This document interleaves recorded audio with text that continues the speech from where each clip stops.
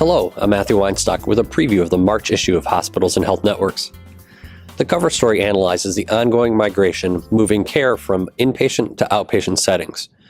It's been a steady stream for nearly a decade.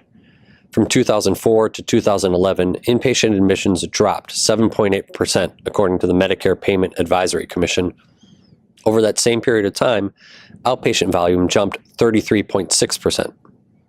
American Hospital Association data show that inpatient admissions totaled 34 million in 2012, down from 35 million in 2008. Meanwhile, outpatient visits rose from 624 million to 675 million.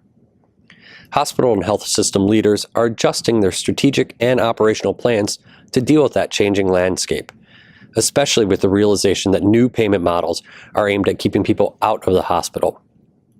For instance, Catholic Health Initiatives officials predict that by 2020, 65% of net patient revenue will come from sources other than inpatient care.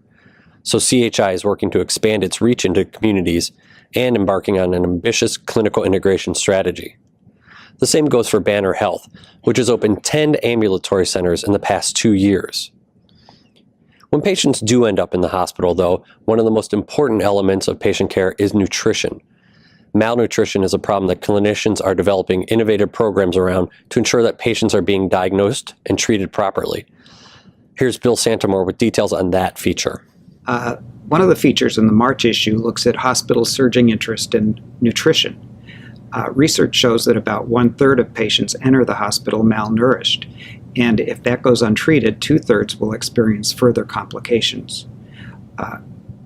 If you correctly treat nutrition in patients, then you can cut down on readmissions, length of stay, and complications. 2 coalitions have been formed in recent years around the issue of hospital nutrition. One is the Hospital Healthy Food Initiative, and the other is the Alliance to Advance Patient Nutrition. Their goal is to identify malnourished patients early and implement best practices. Let me give an example. A hospital conducts an assessment of the food it serves patients, collecting data on the fruits and vegetables served compared with total dollars spent on food purchases. It also compares dollars spent on healthy beverages served compared with unhealthy beverages. It then sets targets to boost the good-for-you foods and lower the bad-for-you foods. Also, rather than setting specific meal times, a hospital will move to a room service process, which allows patients to be served when they're hungry. And staff pays more attention to basics, such as making sure the patient can adequately feed himself. And the initiatives extend to hospital cafeterias. Let's say, to improve nutritional choices, a hospital might only offer healthy foods within 5 feet of the cash register to cut down on bad impulse buys. The hospital also ensures that at least 40% of cafeteria offerings meet certain nutritional standards. And hospitals' interest in nutrition isn't just about patients and visitors to the hospital. It's also about their staff. They're educating staff about good nutrition, making healthy choices, and they're doing things like banning sugary drinks from vending machines. They're also going into the community and working with community groups to educate school children about healthy eating and to promote farmers markets, sponsoring their own farmers markets in some cases, and they're buying locally produced produce and meat. Thanks, Bill. Also this month, staff writer Marty Stepniak has an eye-opening piece about the growing heroin epidemic. The death of award-winning actor Philip Seymour Hoffman last month brought that issue into public light, and hospital EDs are on the front lines. So heroin use is surging across the U.S., a fact that was punctuated, as Matt said last month, by the overdose death of actor Philip Seymour Hoffman.